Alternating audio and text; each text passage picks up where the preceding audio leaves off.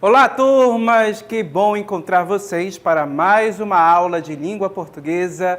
Eu sou o professor Denilson e vou acompanhá-los neste momento. O que vamos aprender? Qual será o objeto de conhecimento da nossa aula? Vamos conhecer agora, colocando aí para vocês reconstrução da textualidade e compreensão dos efeitos de sentido provocados pelos usos de recursos linguísticos e multissemióticos, relação entre textos. Nosso detalhamento, vamos trabalhar poema, criação de paródias, de poemas da literatura, utilização de recursos sonoros, semânticos e visuais, efeitos de sentidos variados. Certo? Então, esse é o nosso conteúdo, nosso objeto de conhecimento. A aula está muito rica e vamos a ela.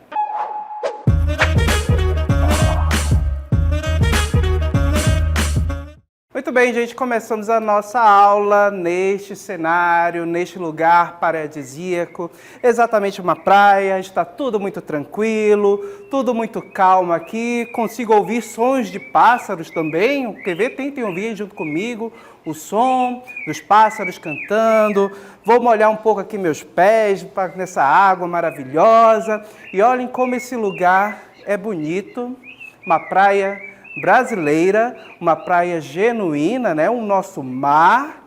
E observem que nós temos aqui um local muito belo, muito bonito. E eu convido vocês a ouvir este som aqui, este som deste pássaro, colocando aí para vocês.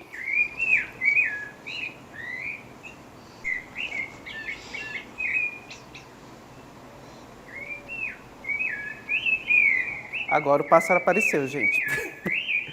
Observem este som, pessoal, o som de um pássaro cantando. Que pássaro é este? Este é o som, é o canto de um sabiá, certo? E um sabiá que foi exaltado em um poema da nossa literatura, em um período que se buscava uma nacionalidade, um Brasil, certo, novo, um país independente. A gente vai estudar um pouquinho sobre isso. Mas para ilustrar o som desse pássaro, o canto desse pássaro, vamos ouvir em um poema, certo? E percebam como este poema será apresentado, sobre o que ele fala, e também é importante você prestar atenção na forma como ele apresenta e no efeito de sentido que ele apresenta ao falar da sua terra. O eu lírico ao expressar o lugar onde ele nasceu, ok? Então vamos aí ao nosso poema Canção do Exílio, de Gonçalves Dias. Minha terra tem palmeiras, onde canta o sabiá.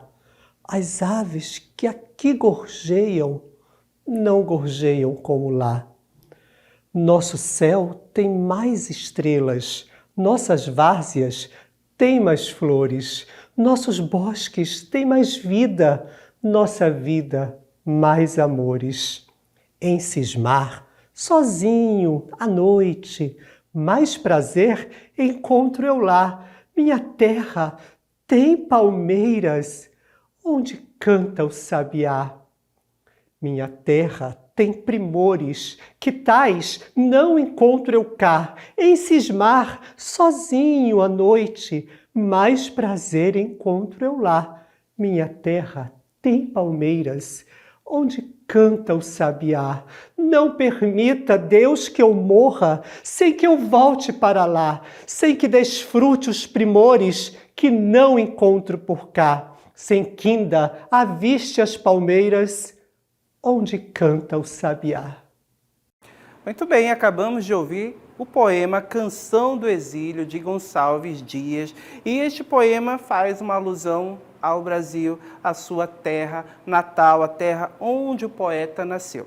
Perceba que quando ele foi escrito, ele não estava aqui no Brasil, ele estava lá em Portugal. Por isso que o poema tem Canção do Exílio, ele estava cantando, exaltando a sua terra lá de outro lugar, lá do exílio, local que ele estava longe, distante. E quando a gente analisa o poema, observa o que é dito no poema, nos seus versos, percebam que ele fala que a nossa terra, o seu país, o Brasil, é o melhor país que existe, é o melhor país do mundo. E ele faz isso exaltando principalmente o quê?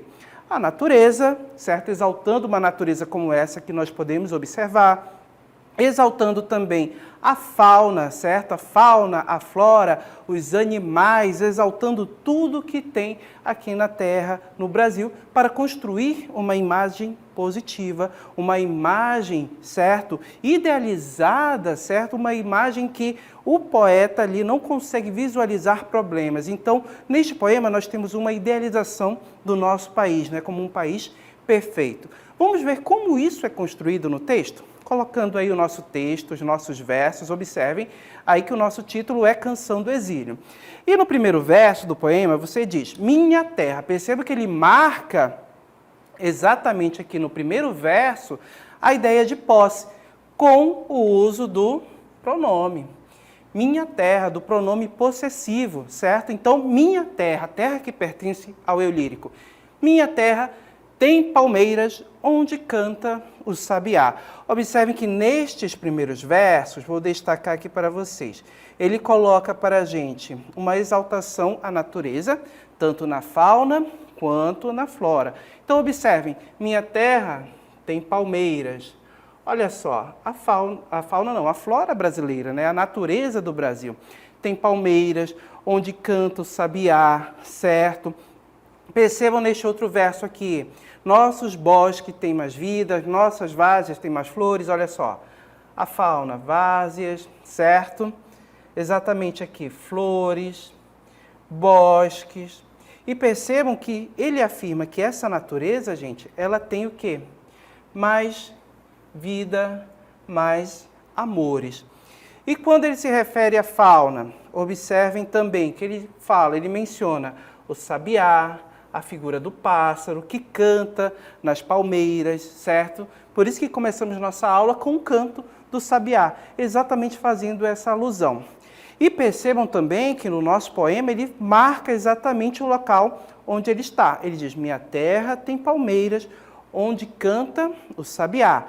As aves que lá gorjeiam, certo? Então percebam, ele utiliza esse lá, o nosso advérbio, destacando aqui o Brasil, certo? Esse lá é o quê? A minha terra, o lugar, certo? Onde ele nasceu, lá a minha terra. Olha só, minha terra tem palmeiras onde canta o sabiá, as aves que aqui, olha o outro advérbio, aqui, certo? Marcando o local do exílio, o local onde ele está. E percebam que o local onde ele está é um local que ele não curte tanto, que ele não gosta tanto desse lugar, certo? Ele sente falta da sua terra natal, do lugar onde ele nasceu, tanto que ele exalta isso por meio da natureza, por meio da fauna, da flora, nos versos do poema, ok? Aqui, o local onde ele está, o exílio, lá em Portugal, certo? Ele não gosta tanto. Aqui não é tão legal. Legal mesmo é lá na minha terra. Quando você sai da sua terra, da sua cidade, né? Que você começa a sentir saudade, você começa a achar tudo maravilhoso. Você diz, lá na minha terra que tem um açaí bom, lá na minha terra que o peixe é mais gostoso, lá na minha terra que eu vou encontrar a melhor farinha que existe no mundo. Então observem que você exalta a sua terra ao afirmar isso, ao atribuir valores positivos a tudo que tem lá na sua terra. A mesma situação ocorreu aqui quando este poema foi escrito. O nosso poeta exalta a terra, exalta o país que ele nasceu, ou seja, o nosso Brasil. Vamos adiante, nos próximos versos? E observe que ele se coloca a refletir, certo? Neste verso aqui, ele diz, em cismar, sozinho à noite, mais prazer encontro eu lá, minha terra tem palmeiras, onde canto sabiá, certo? Olha só, minha terra tem primores, que tais não encontro eu cá. Mais uma vez a gente percebe a distância, ou seja, a ideia dos locais passado pelo advérbio. Lá, a minha terra. Cá, o exílio, certo? E ele sempre a refletir, a apontar, certo? O quanto é bom lá no local onde ele nasceu, o quanto é legal, o quanto é melhor, certo? E observem que adiante, nos últimos versos, na última estrofe, ele vai dizer, não permita Deus, que eu morra, sem que eu volte para lá, para a minha terra, sem que eu desfrute os primores que eu não encontro cá, sem que ainda aviste as palmeiras, onde canta o sabiá, ok? Então a gente pode perceber claramente o desejo do eu lírico em estar na sua terra, em estar no local que ele nasceu. Principalmente aqui quando ele expressa esse desejo, ok? Colocando mais uma vez aí, em tela cheia o nosso texto, os últimos versos, olha aí. Não permita a Deus que eu morra. Então o eu lírico faz um pedido ao divino, a Deus, para que Deus permita que ele volte para a terra dele, para que ele possa visualizar mais uma vez as belezas do lugar onde ele nasceu, ok?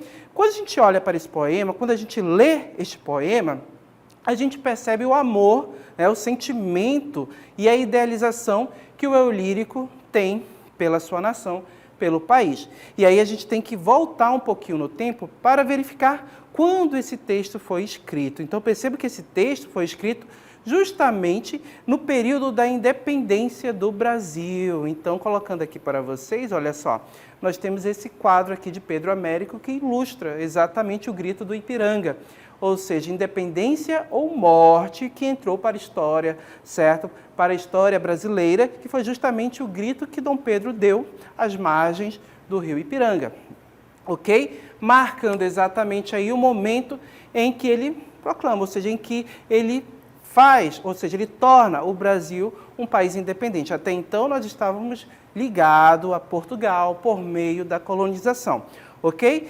E ao fazer, ou seja, ao instituir a independência, o Brasil se torna um país. Não era mais uma colônia, não era um reino unido a Portugal, mas sim um país independente. E um país independente precisa ter as suas próprias leis, precisa ter também a sua cultura, ok? Então, como criar essa cultura, como fazer surgir esse sentimento, né, essa paixão pelo país? Uma das formas foi a literatura. Então percebam que o poema de Gonçalves Dias surge exatamente aqui nesse período, no período da independência, em que o Brasil, certo, se tornava um país e por meio da literatura, se buscava construir uma identidade nacional. E como nós vamos construir uma identidade nacional? Valorizando aquilo que nós temos de bom no nosso país. E percebo que o poema busca valorizar aquilo que há de bom, evidenciando o quê? A beleza da natureza brasileira. E aí nós vamos ter os elementos como a terra, as palmeiras, o sabiá, certo? Como o melhor local, certo? O nosso país tem uma natureza exuberante. Percebo que no período em que esse texto foi escrito, a Canção do Exílio, se olhava para o Brasil como o melhor país do mundo. Não se via problema neles, certo? Não existiam problemas, apesar de sabermos que existia, mas se buscava criar uma identidade. Então, vamos olhar só para o que é bom. E foi exatamente o que foi feito com o nosso poema, com a Canção do Exílio.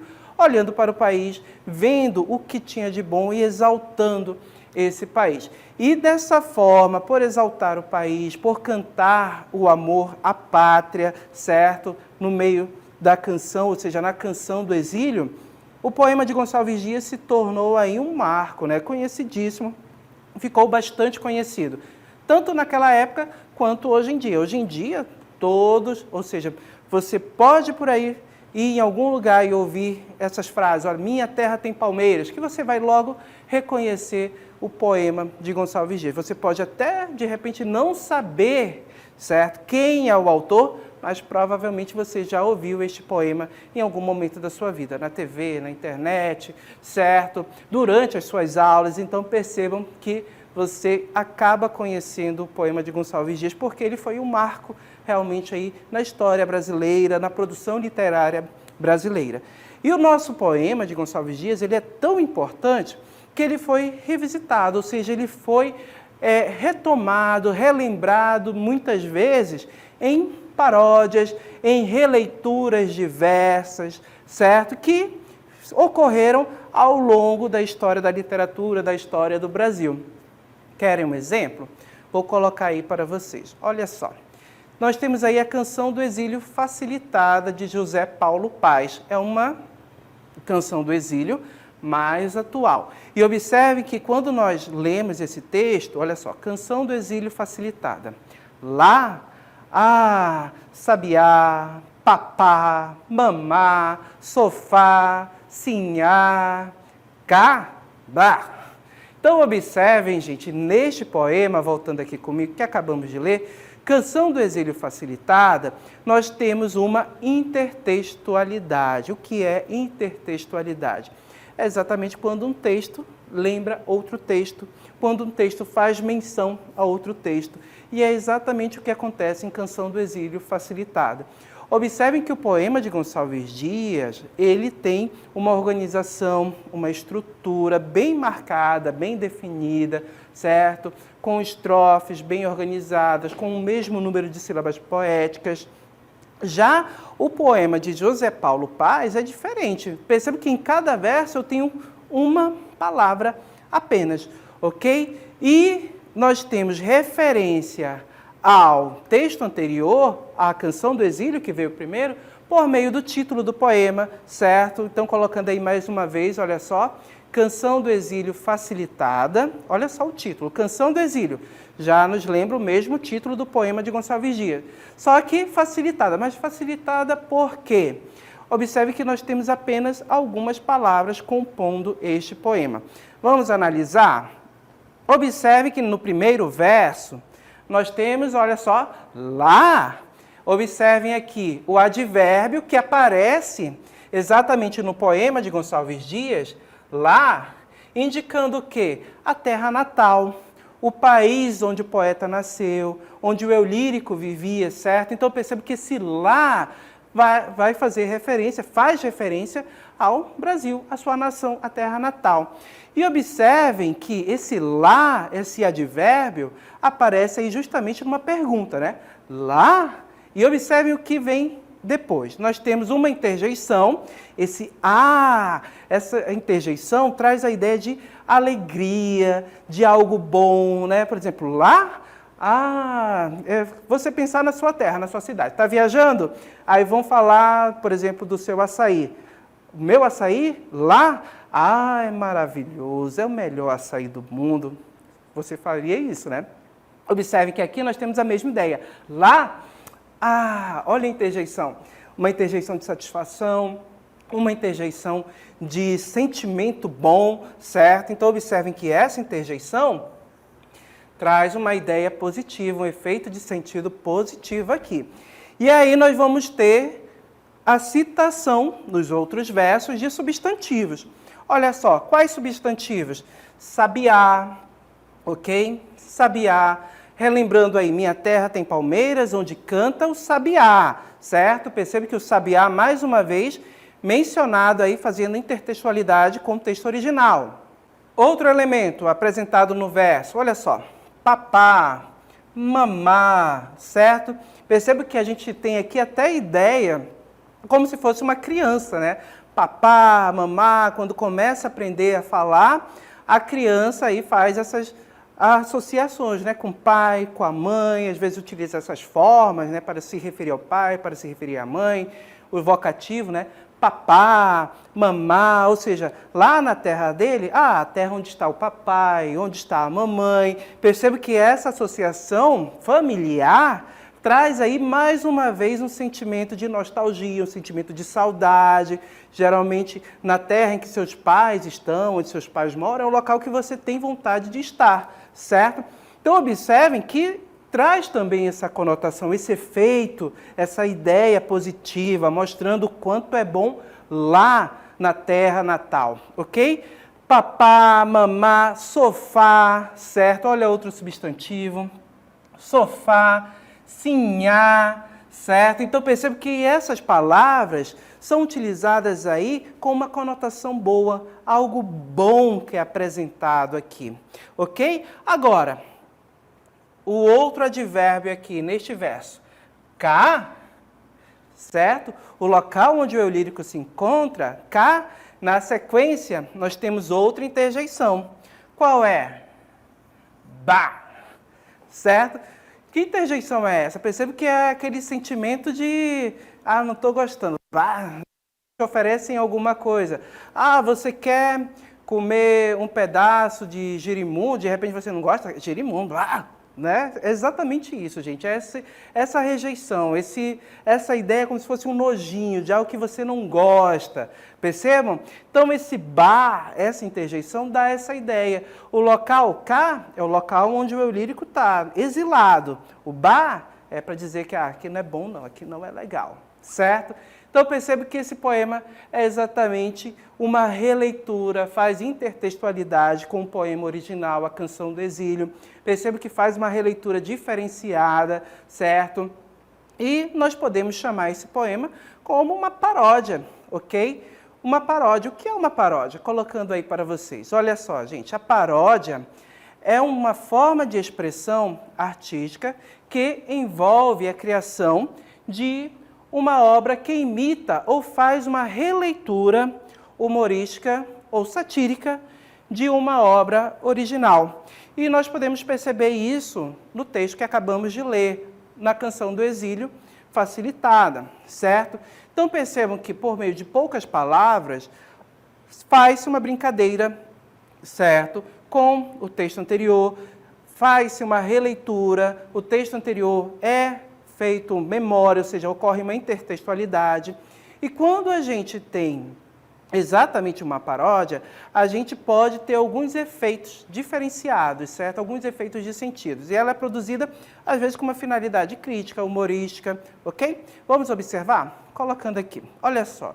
A paródia, quais efeitos de sentido ela pode despertar? Nós podemos ter um efeito de sentido cômico, certo? Que causa entretenimento, utilizada para entreter, que é utilizada para fazer rir, humor. Podemos ter um efeito de sentido crítico, certo? Quando falamos em crítico, aí nós vamos ter exatamente levar a reflexão por meio de uma situação, para criticar algo, para dizer que algo não está certo, para falar de algum costume, dizendo que apontando como incoerente. Você pode fazer uma paródia com essa finalidade, para criticar. E também tem um efeito de sentido irônico, né? Quando você, de repente, quer aí fazer uma ironia, aí não deixa de ser também uma certa crítica, né? Quando você utiliza determinados enunciados que possuem um sentido diferente daquele do real, certo? Você tem aí a ironia, ok? De repente, alguém chegou atrasado, certo? Exatamente aí na escola. Alguém chegou atrasado para a aula. E aí você olha para essa pessoa e você diz, nossa, você chegou tão cedo. Você está sendo irônico, certo? Por quê? Você chegou tão cedo, você utiliza o advérbio tão, intensificando a ideia de cedo, de tempo, pelo advérbio de cedo, né? A ideia de tempo. Mas perceba que, na realidade, a pessoa chegou atrasada, não chegou cedo. Então, você está sendo o quê?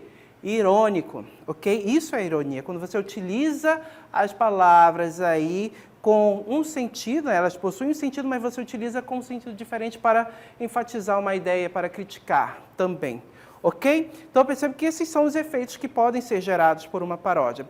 E como fazer uma paródia? Agora, como fazer uma paródia de um poema? É isso que nós vamos refletir agora, colocando aí para vocês. Olha só. Como você pode fazer uma paródia de um poema? Primeiro, gente, escolher o poema original, certo? Então, perceba que durante a nossa aula nós pegamos a Canção do Exílio de Gonçalves Dias, certo? E depois buscamos um outro poema que foi aí nosso exemplo de paródia. Perceba que José Paz, certo? Ele pega o poema original e faz uma releitura. Percebam também que outro passo para se fazer uma paródia é você entender o poema original. Então, observem que a ideia que está expressa lá na Canção do Exílio, do Gonçalves Dias, também foi expressa no poema de José Paulo Paz, ok? Percebo que ele entendeu a ideia de sentimento de amor pela nação e trouxe para o poema dele, né? E percebo que ele traz também a ideia de exílio, certo?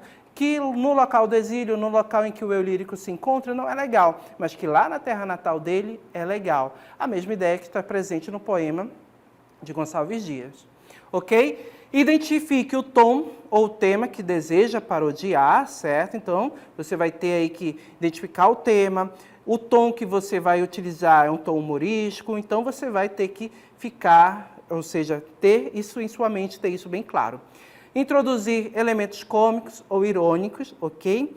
Você pode manter a estrutura básica do texto, certo? Manter a estrutura básica, de repente, se for uma música, você pode manter a mesma estrutura de versos, de estrofes, para facilitar até mesmo na hora de cantar. No poema, você pode também manter a mesma estrutura de estrofe, de versos, ok? Ou você pode aí fazer como José Paulo Paz, né? Que ele fez um poema diferente. Ele utilizou estrofes, ou seja, versos curtos, para trazer a ideia que foi expressa no poema original da Canção do Exílio.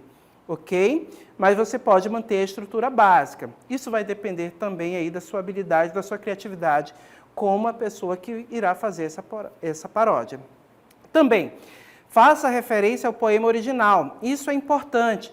Observem que na Canção do Exílio facilitada, nós temos referência ao poema original por meio do título, certo? Canção do Exílio, a gente tem expresso lá, Canção do Exílio facilitada. Temos referência também quando ele utiliza os advérbios lá e cá, quando ele utiliza o substantivo sabiá, também ele faz referência ao poema original. Então percebam que você pode fazer uso desta forma, ou seja, fazendo essas referências. E claro, revisar e refinar a paródia. Nesse momento aí, exatamente você pegar o texto, reler o texto, verificar se há essa referência, se a ideia que você quer trazer, criticar ou então ironizar está presente, se faz sentido. Então você tem que observar todos esses elementos aí neste momento da revisão. E claro, você identificando que algo não está legal, que algo não está de acordo com a sua intenção, com a finalidade do texto, vai fazer modificações para ajustar, para tornar o texto melhor, para alcançar a finalidade, ok? Agora que já vimos aí como fazer uma paródia de um poema, ok? Nós vamos fazer a nossa paródia também. Eu e a professora Joyce trabalhamos em uma pequena paródia também da Canção do Exílio de Gonçalves Dias, ok? Só que a nossa paródia aqui, ela vai falar sobre a nossa cozinha. Então, colocando aqui para vocês, olha só, Canção da Minha Cozinha. Minha casa tem frigideiras onde posso, ou seja, onde o peixe posso fritar. As facas que aqui ticam, não ticam como lá. Observem, gente, que aqui é uma paródia, a gente faz referência à Canção do Exílio de Gonçalves Dias também por meio do título, pela palavra canção. A gente utiliza a mesma estrutura de versos, ok? A estrofe, a primeira estrofe é organizada aqui com 4 versos, ok? Percebe que a gente canta, a gente faz uma relação do lugar, certo? Que é bom com a minha casa. Por quê? Porque ela tem frigideiras, onde o peixe eu posso fritar, a minha frigideira, a nossa frigideira, a frigideira lá da cozinha é a melhor, ela frita o peixe, que é uma beleza, ok? E as facas que aqui ticam peixe, não são amoladas, não ticam peixe bem, como eu tico lá na minha casa. Então percebam que a Canção do Exílio aqui é uma brincadeira, uma paródia. Nós temos um tom cômico, um tom humorístico que é colocado para a gente aí neste verso. Vamos colocar os 2 versos, ou seja, os 2 poemas lado a lado, ok? O original e, claro, o poema que foi parodiado, olha só. A Canção do Exílio, a gente pode observar exatamente aí, certo? 4 versos, ok? Observem a estrutura. 4 versos, certinho. Olha só, Canção do Exílio. O poema parodiado, Canção da Minha Cozinha. Aqui na Canção da Minha Cozinha, mesma estrutura, ok? 4 versos também, certo? Perceba que eu fiz a troca de alguns elementos, ok? Percebam, minha terra, aqui, virou minha cozinha, ok? Percebam que nós trocamos esses pequenos elementos, claro, para trazer a ideia do universo aí da cozinha, da casa, para dizer que é a melhor. E como a gente afirma, certo, que é a melhor? Dizendo que lá tem frigideiras, onde eu posso fritar, certo? Olha só, as facas que aqui ticam, não ticam como lá, certo? Então esse lá que aparece tanto aqui quanto aqui, a gente retoma essa ideia, ok? Na Canção do Exílio, O lá faz referência à nação, ao Brasil. Aqui no poema parodiado, o lá faz referência à minha cozinha, à cozinha da minha casa, onde eu tenho frigideiras que fritam peixe muito bem, onde eu tenho facas amoladas que ajudam a ticar muito bem. Ok? Uma pequena brincadeira com os versos, com com as palavras de um poema que você pode fazer também. Ok, gente? Então, já que estudamos aí o poema, analisamos, fizemos a leitura, fizemos aí a intertextualidade relacionando os textos, vimos como fazer uma paródia, o que é uma paródia também, nós vamos encerrar o nosso momento de aula aqui.